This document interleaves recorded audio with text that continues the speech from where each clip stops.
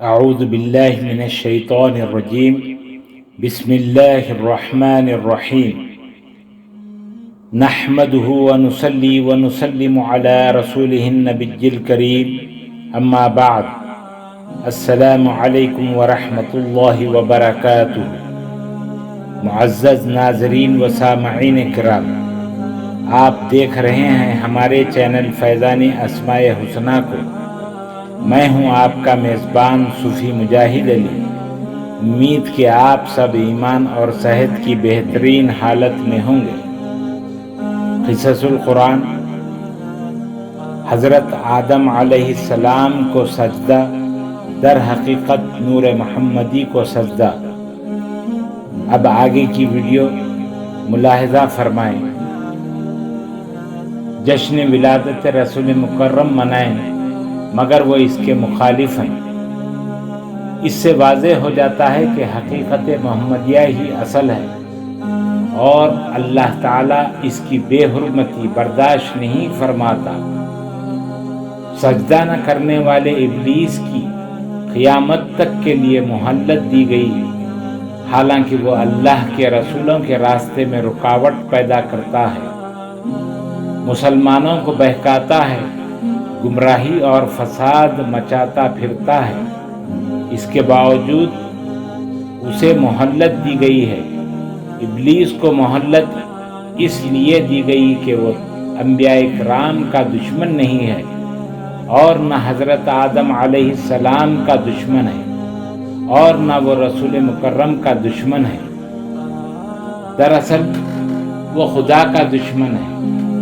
اس نے خدائی احکام کی مخالفت کر کے خدا سے دشمنی مول لی ہے، تو قاعدہ خداوندی موجب اسے مہلت دی گئی ہے تاکہ وہ تمام لوگوں کے گناہوں کا بوجھ اٹھائے پھرے، اور انبیاء کرام کے متعلق خدا کا دستور ہے کہ انبیاء کے دشمنوں کو ان کی دشمنی، گستاخی اور ایذا دہی پر ہلاک و برباد کیا جائے۔ جس طرح نمرود، شداد، فرعون اور مختلف قوموں کو ہلاک و برباد کیا گیا، اس لیے اللہ تعالیٰ نے کمال محبت سے ارشاد فرمایا، شیطان تمہارا کھلا دشمن ہے،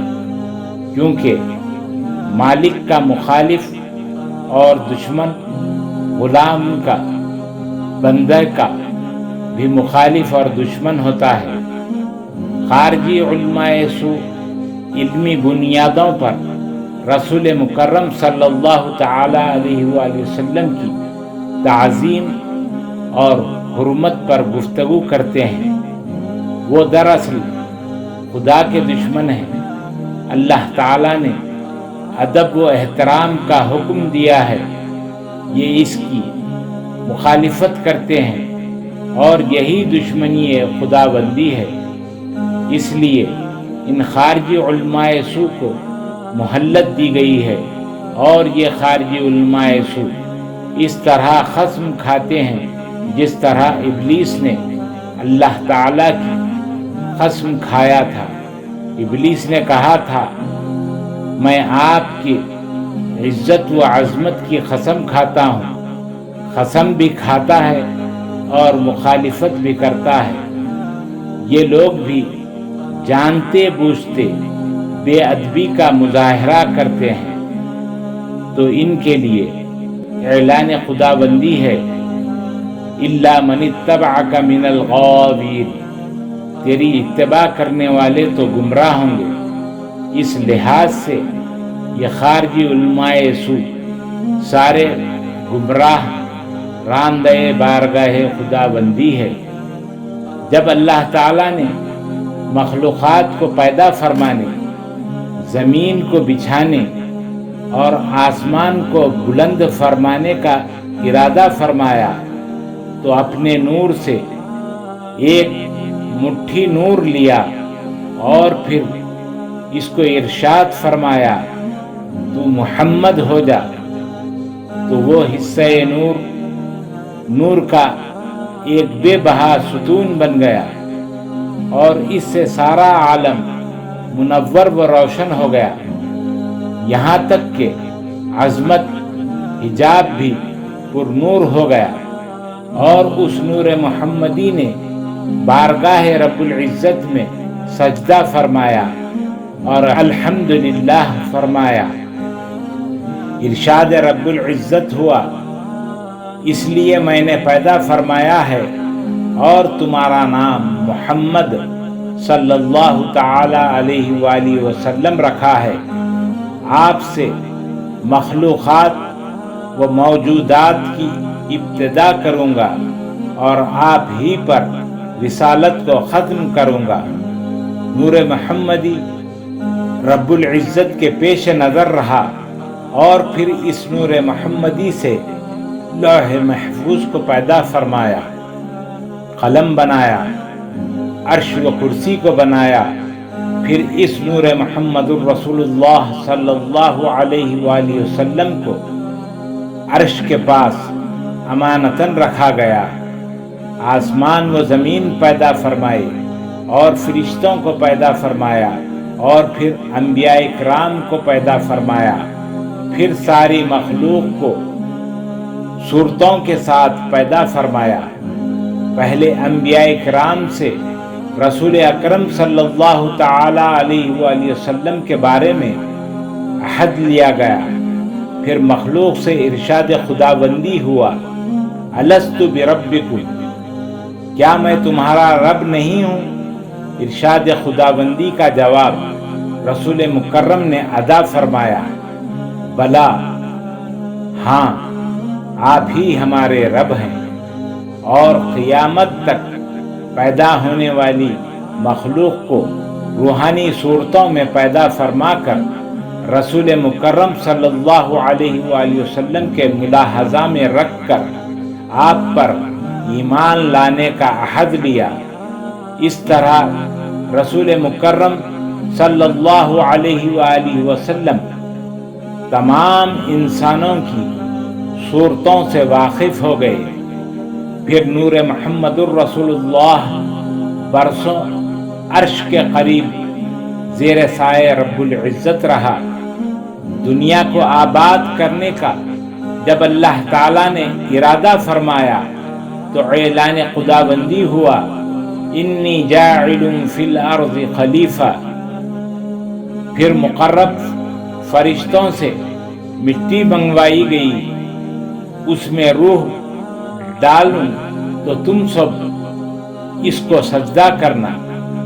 روح ڈالنے کے بعد حضرت آدم علیہ السلام کو سجدہ کرنے کے لیے فرشتوں کو حکم ہوا تو فرشتے سجدہ میں چلے گئے، مگر ابلیس نے سجدہ سے انکار کر دیا۔ یہ تمام فرشتوں کا نور محمدی صلی اللہ علیہ وآلہ وسلم کو سجدہ تھا، جو نور حضرت آدم کی پشت مبارک میں رکھا گیا تھا۔ پھر فرشتے سب باندھے حضرت آدم علیہ السلام کی پشت مبارک کی طرف نگاہ کرتے ہوئے نور سیدنا محمد صلی اللہ تعالی علیہ وآلہ وسلم کی بسط شوق و ذوق دیکھتے رہے۔ حضرت آدم علیہ السلام نے بارگاہ رب العزت میں درخواست فرمائی، رب العزت کیا بات ہے کہ یہ فرشتے میرے پشت کے پیچھے صف باندھے کھڑے ہیں؟ ارشاد رب العزت ہوا، آدم، یہ فرشتے میرے حبیب، میرے مصطفیٰ خاتم الانبیاء محمد الرسول اللہ صلی اللہ علیہ وآلہ وسلم کا نور دیکھ رہے ہیں، جو آپ کے پشت مبارک میں جلوہ گر ہے۔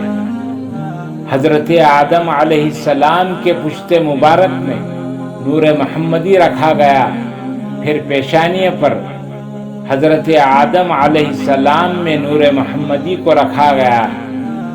اس کی درخواست حضرت آدم علیہ السلام نے فرمائی تھی، پھر ایک اور درخواست فرمائی، فرشتے نور محمدی دیکھ رہے تھے، صلاۃ و سلام پڑھ رہے تھے کہ رب العزت فرشتے تو نور محمدی صلی اللہ علیہ وآلہ وسلم کے دیدار سے مشرف ہو رہے ہیں اور میں اس سے محروم ہوں۔ میری درخواست ہے کہ مجھے یہ شرف دیا جائے کہ نور محمدی کے دیدار سے مشرف ہو جاؤں۔ تو اللہ تعالیٰ نے درخواست کو شرف قبولیت عطا کرتے ہوئے حضرت آدم علیہ السلام کے دونوں انگوٹھوں میں نور محمدی صلی اللہ علیہ وآلہ وسلم کو رکھ دیا۔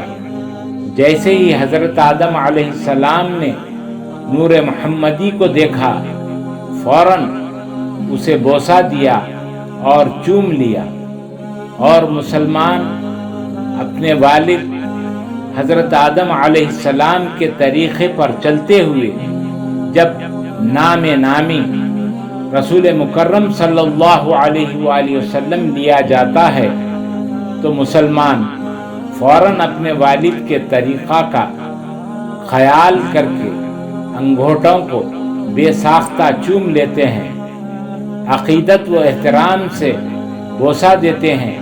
جو واقعی حضرت آدم کا بیٹا ہوگا وہ بوسہ لے گا، وراثت کے اعتبار سے جب ہی حقدار جنت ہوں گے، جب اپنے والد حضرت آدم علیہ السلام کے عمل پر اپنے عمل کی بنیاد رکھیں گے۔ باپ کی مخالفت، جو باپ پیغمبر بھی ہیں، قیامت کے دن بڑی مہنگی پڑے گی۔ خارجی علماء سو واقف ہوتے ہوئے دانستہ مخالفت کر رہے ہیں، جس کی سزا کا بخوبی علم ہے۔ اس کے آگے کی تفصیل انشاءاللہ العزیز قسط میں ملاحظہ فرمائیں۔ خواتین و حضرات، مزید ویڈیو دیکھنے کے لیے چینل کو سبسکرائب کریں اور ساتھ ہی لگی ہوئی گھنٹی کے بٹن کو بھی دبا دیں تاکہ ہر آنے والی نئی ویڈیو آپ تک بآسانی پہنچ جائے۔ ویڈیو اچھی لگی ہو تو ضرور شیئر اور لائک کریں۔ ہمارے چینل کو آپ یوٹیوب کے علاوہ فیس بک، انسٹاگرام، ٹویٹر اور ہماری ویب سائٹ پر بھی ملاحظہ کر سکتے ہیں۔ اللہ تعالی ہم سب کا حامی و ناصر ہو۔ السلام علیکم ورحمۃ اللہ وبرکاتہ۔